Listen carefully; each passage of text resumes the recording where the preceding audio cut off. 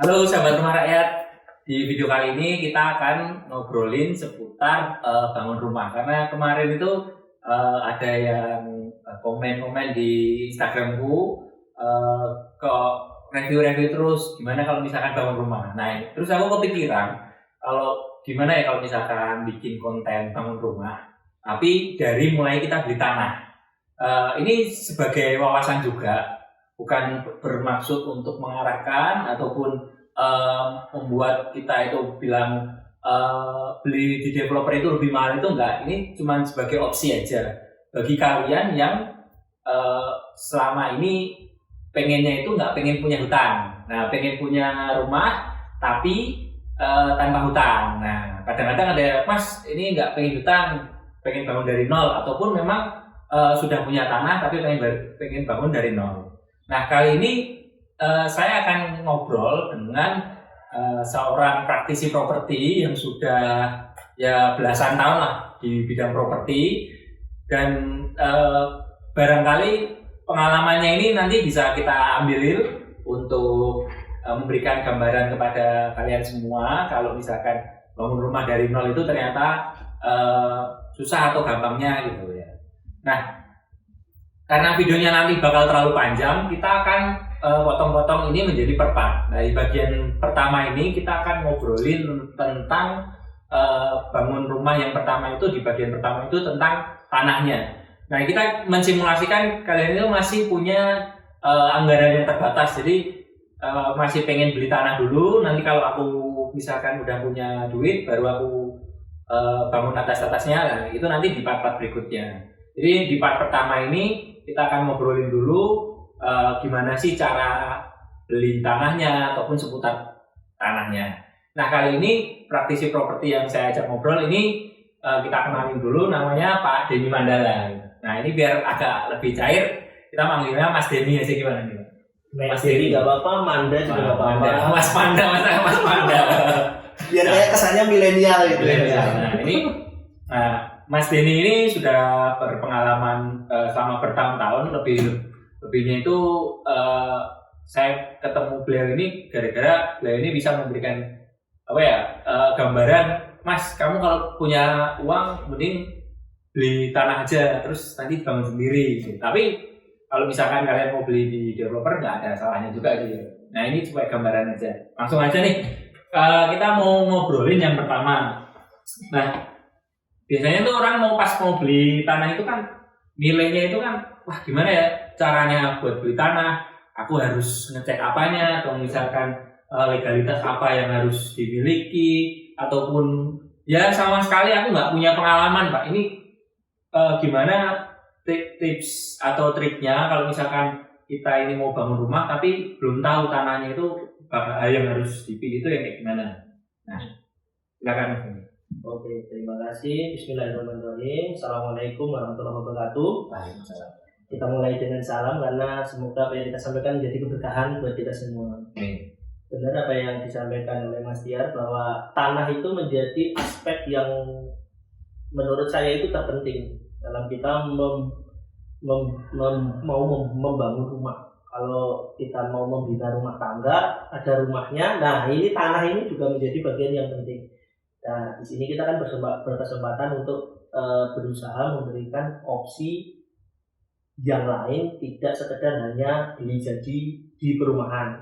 Karena memang ada beberapa preferensi seperti yang tadi disampaikan, pengen mencicil, bahasanya mencicil dari yang terkecil sampai nanti menjadi sebuah rumah. Nah, untuk tanah ini sendiri sebenarnya kalau secara umum, Mas, pasti tanah itu yang harus kita perhatikan sebenarnya aspek legalitasnya. Di sini legalitas itu yang paling utama sebenarnya jangan sampai itu dalam objek sengketa. Satu itu, yang kedua itu adalah kualifikasi dari kepemilikannya. Karena kan ada macam-macam, ada yang sifatnya itu SHM, ada yang sifatnya itu masih HGB, dan mungkin kalau banyak kita nanti berusaha menyasar mencari tanah dengan harga yang relatif miring atau relatif lebih murah, itu biasanya itu letter C atau letter D. Ya, itu lebih apa namanya? Lebih rumit lagi karena sifatnya kalau istilah di kampung itu ada petok. Nah, itu biasanya dia dari sawah atau dari tanah apa namanya tanaman palawija, kebun dan lain sebagainya.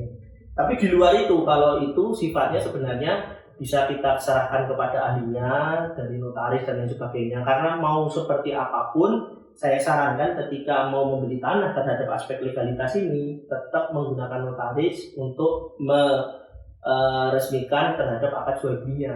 Jangan beli di bawah tangan ataupun yang sifatnya itu tidak jelas lah cara pembayarannya dan lain sebagainya. Nah, ini kita pinggirkan dulu karena untuk yang selanjutnya terhadap tanah ini sebenarnya kalau kita mau memilih posisi tanah yang mau kita jadikan atau kita mau bangun rumah, itu yang pertama itu sebenarnya aksesibilitas, Bang. Akses. Tapi akses ini tidak hanya sekedar bahwa akses terhadap orang ataupun barang. Tapi ini nanti akan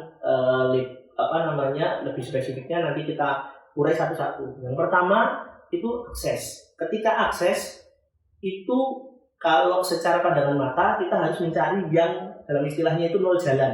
Berarti dia nempel kepada jalan yang sudah ada, baik itu jalan desa, jalan kampung, atau jalan lingkungan, atau malah jalan arteri. Nah, itu pasti semakin meningkat kelas jalannya, maka itu harganya semakin mahal. Nah, ini kan kita istilahnya mencari yang pasti harganya itu yang kompetitif, yang sifatnya itu sesuai dengan di kantong kita. Pasti itu di daerah pinggiran, desa, dan lain sebagainya. Nah, ini nanti teman-teman harus benar-benar memastikan batas-batas lahan. Jangan sampai posisi tanah yang kita beli itu aksesnya terhalang atau tertutup oleh tanah orang.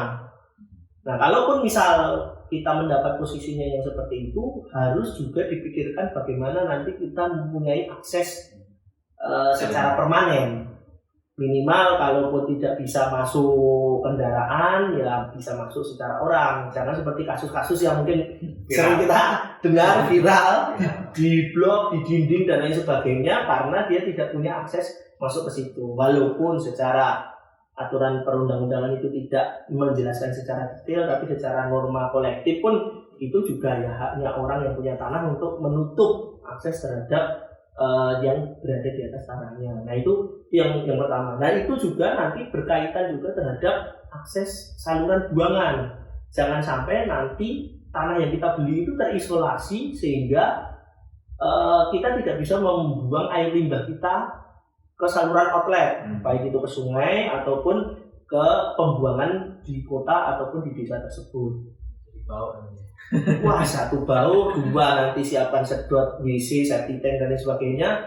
Dan ada kalanya itu yang paling parah adalah juga dilihat sejarahnya. Kalau memang itu dulu tanah sawah dan ternyata semua air itu mengalir ke tanah yang mau kita beli, nah ini harus waspada juga. Nanti jangan sampai struktur tanahnya kita itu baru digali 1 meter sudah nyumber keluar air. Wah, itu nanti kalau kita pembahasan untuk yang selanjutnya membangun fondasi, wah itu pasti ada tambahan biaya juga. Jadi aspek tanah ini memang sangat penting. Jangan sampai nanti kita salah membeli tanah. Murah belum tentu itu menjadi murah untuk seterusnya. Mahal belum tentu itu akan menjadi mahal secara keseluruhan. Karena bisa jadi kita beli tanah murah ternyata menjadi lebih mahal karena kita harus kita harus beli tanah untuk menjadi akses jalan masuk ke kita. Kedua, karena struktur tanahnya atau karena dia sudah lama menjadi daerah resapan air, maka kemudian itu nyumber. Jadi secara rekayasa teknisnya kita menjadi lebih mahal untuk fondasinya maupun saluran-saluran buangan kita nanti balik. Nah, jangan sampai nanti di kamar mandi tahu-tahu ada air yang keluar dari keramik. Karena saya pernah alami kayak gitu sih, Bos. Walaupun di rumah kontrakan ya, di air keluar dari ini nggak ada angin, nggak ada hujan, kenapa ada air yang keluar? Mungkin seperti itu. Kira-kira hal-hal tersebut itu benar-benar menjadi pertimbangan yang pertama. Kemudian yang keduanya adalah terhadap tadi kan saya sampaikan ke notaris untuk aspek legalitas. Yang terbaru sekarang itu adalah juga dilihat terhadap fungsi dari lahan atau tanah yang kita beli. Nah, mungkin ini juga informasi bahwa sekarang itu IMB itu sudah diganti. Dan istilahnya itu PBG, dengan bangunan gedung, nanti ada kaitan dengan SLF dan lain sebagainya. Sebenarnya ini peraturan yang lebih rigid untuk mengatur tata ruang. Jadi kalau ada istilahnya mungkin pernah dengar daerah hijau, daerah kuning, daerah coklat dan lain sebagainya, bahwa kuning itu untuk pemukiman, hijau itu untuk pertanian dan resapan air. Nah, itu juga harus diperhatikan. Ketika kita beli tanah di situ, kemudian ternyata di situ adalah daerahnya hijau, itu harus benar-benar dicek secara perdanya peraturan di daerah tersebut seperti apa. Karena kalau sebelumnya PBB kemarin untuk IMB, izin mendirikan bangunan, kalau untuk perseorangan dengan lahan di bawah 200 meter persegi itu cukup ke kecamatan. Nah, kalau di atasnya itu sudah harus wajib ke dinas-dinas terkait. Ini sebenarnya salah satu alasan kenapa ketika kita membeli di perumahan, kok harga tanahnya tinggi. Sebenarnya itu ada banyak biaya-biaya ikutan selain dari biaya terhadap operasional dari developer itu sendiri, itu juga ada aspek biaya-biaya perizinan sehingga tanah itu menjadi free and clear dan bisa dimanfaatkan, kelasnya itu naik dari sekedar tanah yang pekarangan menjadi tanah permukiman. Dia sudah terintegrasi juga dengan saluran, jalan dan lain sebagainya. Makanya tadi itu menjadi opsi ketika kita mau membeli tanah untuk menginisiasi atau memulai pembangunan rumah kita, itu benar-benar kita pastikan dulu. Tapi itu kan tadi untuk yang benar-benar nggak punya akses sama sekali, nggak punya tanah sama sekali. Kalaupun ada yang punya, misal nanti bakal warisan atau apa, nah itu juga nanti disesuaikan saja dengan hal-hal yang tadi kita sampaikan, bahwa jangan sampai nanti home sweet home-nya kita itu bermasalah di kemudian hari karena kita tidak memperhatikan aspek-aspek itu. Sebenarnya itu kalau gampangnya dirangkum adalah harus memperhatikan aspek penunjang kehidupan. Kehidupannya itu berarti kehidupan berkeluarga, bermasyarakat, dan bernegara. Nah, istilahnya semudah itulah. Jadi kaitan-kaitan tadi jalan, buangan dan lain sebagainya itu sebenarnya terkait dengan kehidupan kita sehari-hari. Jadi bukan murah asal dapat, tapi memang harus dipastiin nantinya bisa jalan nggak di depannya, terus aman nggak di depannya, terus mahal apa enggak nih biaya untuk membangun konstruksinya kalau tanahnya kebetulan bekas sawah gitu. Betul. Jadi sebenarnya itu kalau preferensi kita analogikan seperti makanan, kalau kita beli di developer berarti itu siap saji, siap santap. Tapi kalau kita beli di situ berarti itu belum siap, tapi kita punya kebebasan baik itu mau seperti apa, mau secara luasannya, mau secara posisinya, mau segala hal yang terkait dengan rumah idaman yang mau kita cita-citakan. Seperti ini sangat padat dan berisi. Nah, biasanya gini nih Mas Denny, ketika orang itu sudah akan membeli, itu biasanya itu akan timbul rasa ragu-ragu di dalam diri. Wah, aku beli kemahalan nggak nih gitu. Misalkan kemarin aku posting ya di video sebelumnya, ada posting tentang jual tanah kapling harganya segini, luasan segini. Itu ada yang komen, wah kemahalan. Yang micet ya Mas ya? Yang micet, menonton juga. Nah, ini ada yang bilang ini kemahalan, wah ada yang bilang ini murah. Sebetulnya selain budget kita ini, ukuran dari mahal atau murahnya itu tuh ada nggak sih aspek yang mengukur, wah aku beli di sini ternyata harganya over ketimbang di sebelahnya persis gitu. Ada nggak seperti itu? Nah, jadi sebelum ke arah situ sebenarnya untuk rumah dan turunannya baik itu tanah dan lain sebagainya, terutama di tanah ini ya, itu saya percaya bahwa itu sudah seperti kayak jodoh. Jadi kayak jodoh itu kalau memang itu cocok, seapapun itu kita nggak akan bisa bilang bahwa itu kita belinya kemahalan.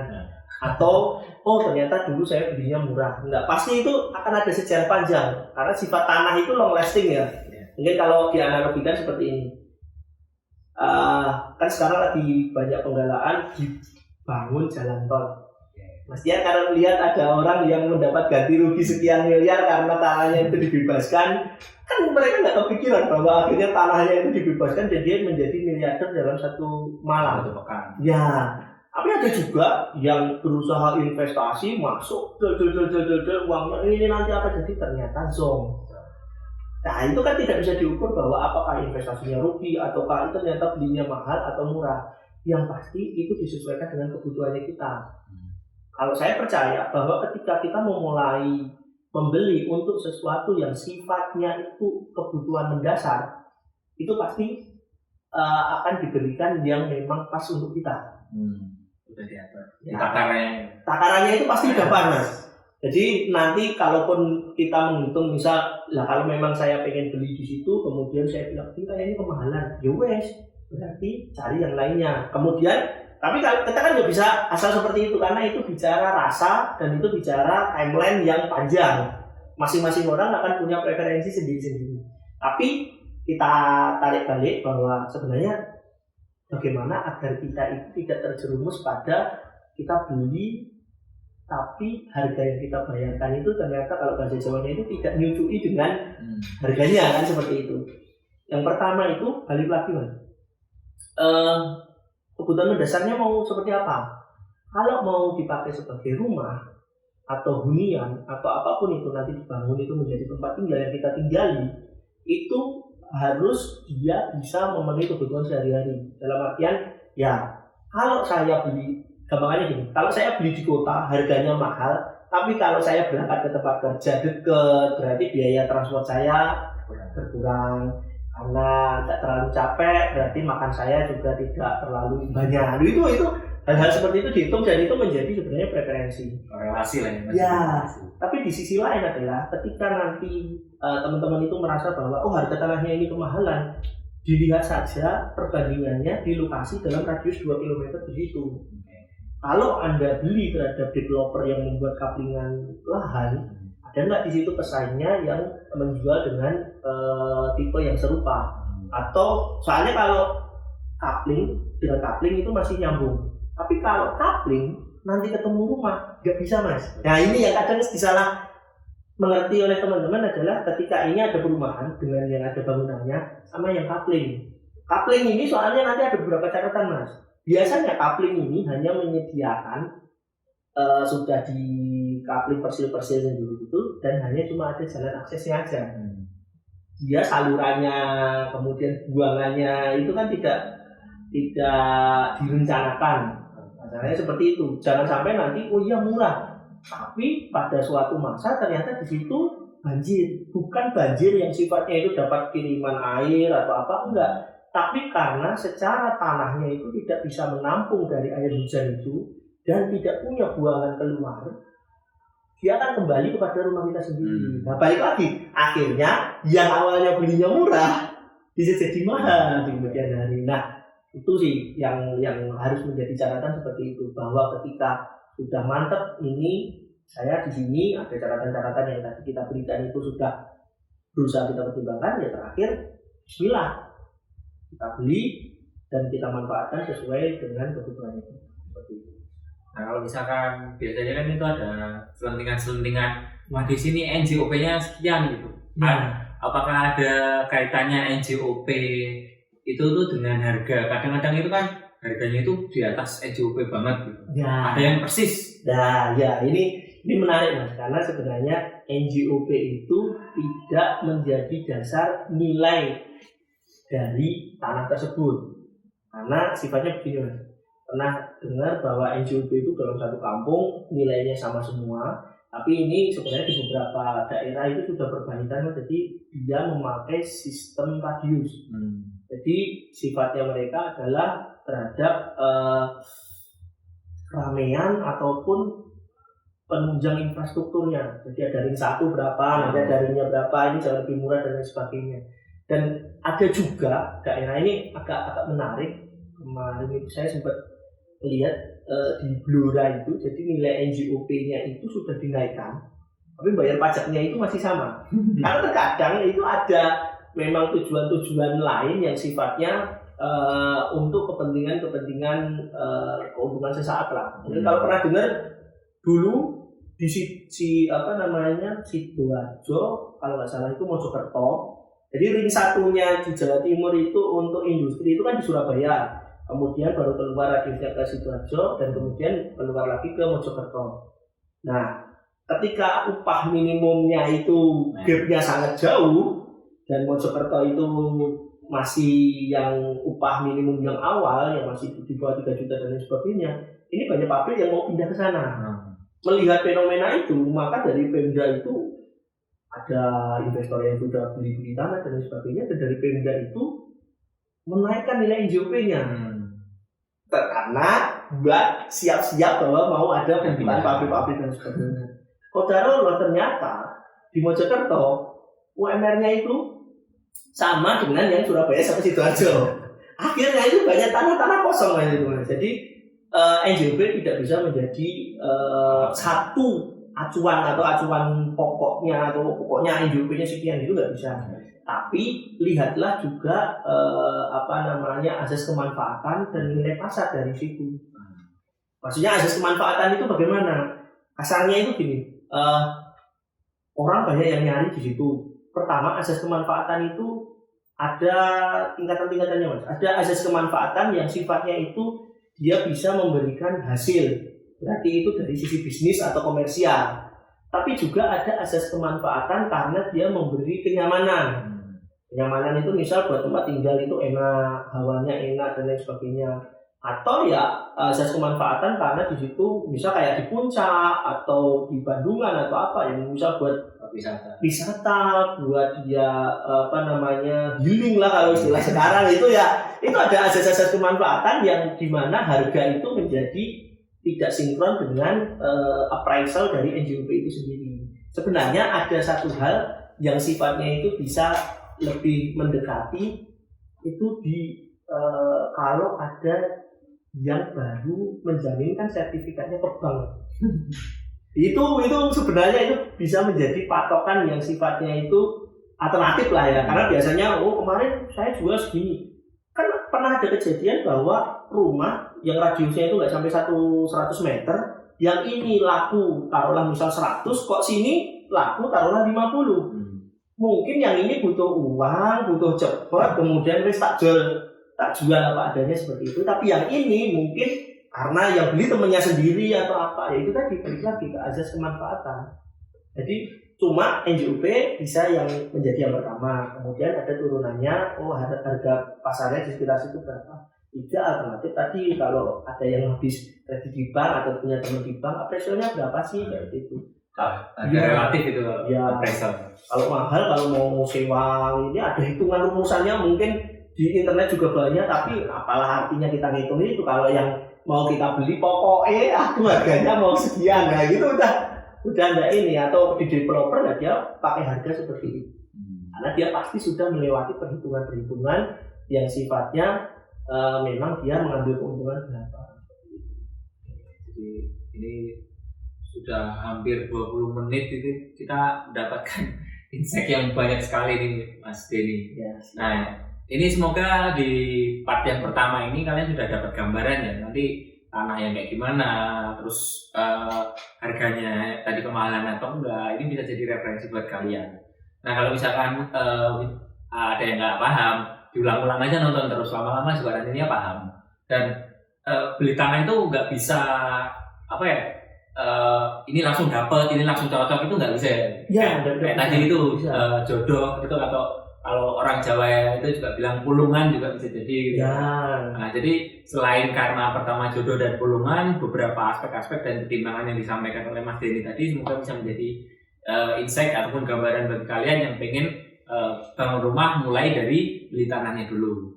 Nah, sekian di part pertama ini. Tonton terus video Rumah Rakyat Indonesia. Sampai jumpa di part berikutnya untuk membangun fondasi rumah impian kalian. Dadah.